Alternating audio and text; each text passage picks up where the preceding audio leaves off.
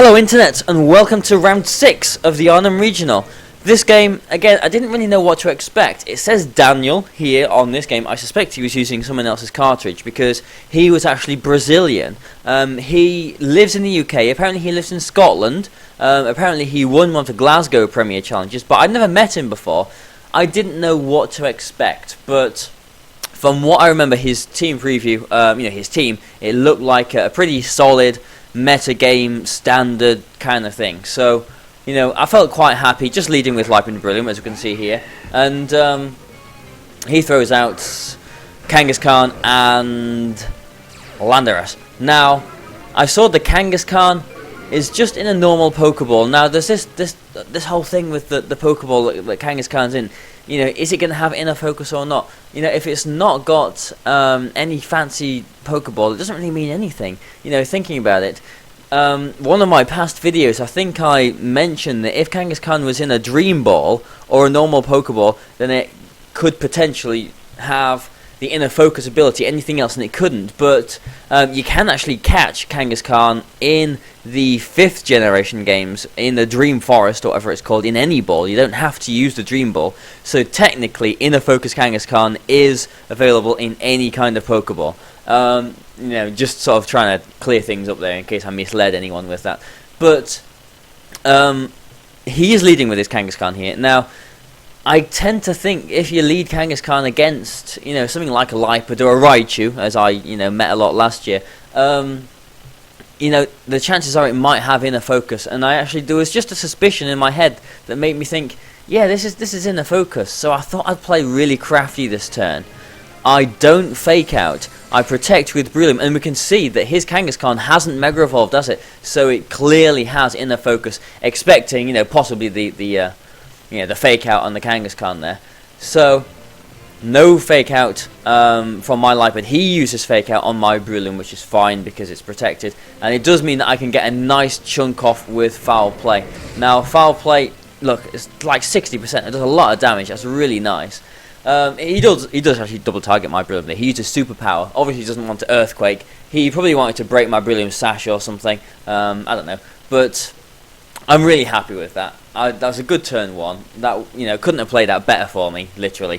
His Kangaskhan, hasn't Mega Evolved yet. It used Fake Out last turn. I can Encore it into Fake Out, or I can just threaten it with either a Foul Play or a Mach Punch, basically. But also, interestingly, from the last turn, I learnt that this Landorus is not Scarfed because it went after my Liepard's Foul Play. So that makes this Landorus a lot more manageable.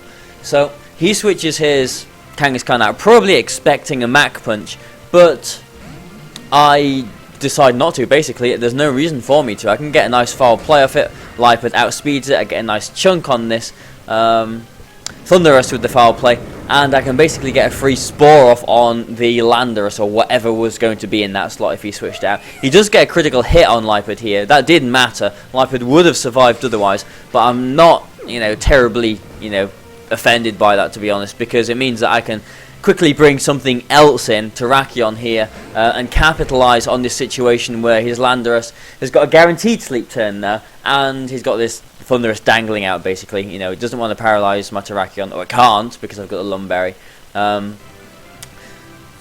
Let's see what happens. He withdraws his Landorus, so we've got the Heat Run coming in here, on a balloon, apparently. So he had a guaranteed sleep turn with his Landorus there, so he couldn't do anything about it. It's just trying to get some extra momentum here, I guess. I protect with my Brilliant, expecting a taunt, I think. I'm not sure, really. But he does try and Thunder Wave it. My Terrakion gets a free substitute here. He couldn't do anything to stop this substitute, apart from taunting my Terrakion, I suppose. Because I did have the Lumberry. If he paralysed me, then, I would just be sitting behind a substitute without a Lumberry. So I'm in a great position now. I'm in a really good position. Next turn, I go for a Rock Slide, and I do believe that knocks the Thunderous out. Yeah, this Thunderous should really have tried to paralyse my Brilliant, or taunted it at least. But, again, like I think it was the game before this, I did choose to Spore basically in the face of this potential taunt, because Terrakion is the one here that is asserting the pressure on his side, and so basically if he uses one of his slots, not targeting my Terrakion, i.e. to taunt the Breloom, then my Terrakion is just going to sit even happier behind this substitute. Now I know Terrakion's important here because he has got Heatran, he has got Kangaskhan in the back, so basically I'm happy to just throw a Spore out, basically. Now, I do also learn here that this Heatran is, it's not timid. I've seen a few timid Heatran now, presumably to outspeed Breloom and Smeargle, but it's not, and I get to put it to sleep, and basically, it's like the game's going very well for me now. I'm finding it hard to sort of think how I can lose this game, because he's got a sleeping, well actually both of these are asleep, and they're both guaranteed, well the Landorus is guaranteed a sleep turn, the Heatran could wake up, and he's got Kangaskhan in the back, which isn't really threatening, especially with this Terrakion behind the substitute. The combination of a Mach Punch and a critical hit Rock Slide here does knock the Heatran out. This is obviously a guaranteed sleep turn, as I keep saying, on the Landorus, and basically it's now 3-on-2. He's got this Kangaskhan, which is in, well, is it in Mach Punch range? I'm at -1, I'm not sure. But he Mega Evolves finally. For some reason I don't protect with my Breloom, but I don't think it really matters at this point. I'm not sure why I didn't protect, to be honest, but I don't. And basically I just double targeted this Kangaskhan. As long as I get rid of this Kangaskhan, I know that all three of my Pokemon in the back can take care of this Landorus. So, obviously I've won the game at this point. But let's keep watching, and maybe for if there's any players out there that aren't quite as experienced as the game, you'll maybe learn why I play this end game like I do. He has the chance to wake up here, so I'm just getting some chip damage with Mach Punch, and I decide to close combat here. I am not going to Rock Slide, even though Rock Slide will do more damage than close combat. I know that I'm behind the substitute. If he wakes up, I've got another turn to basically, hit it. I'm not giving him any chances to get back into this game. Close combat is 100% accurate, and I know if I hit enough of them, it's going to go down nonetheless. I do also know that I've got Cresselia in the back, so he's basically in a position as well where if he Earthquakes, then Cresselia can finish it off. If he Rock Slides, then it's not doing any damage to Terrakion. I can just keep whittling it down with these 100% accurate moves. So it's always best to make sure you never throw games away with moves that are inaccurate when you don't need to. Also, quite funny to see. Oh look, there's a Cresselia. I've hardly used Cresselia in this tournament at all. Cresselia does come into play quite a bit later on in the tournament, I think, especially in the top 8 game.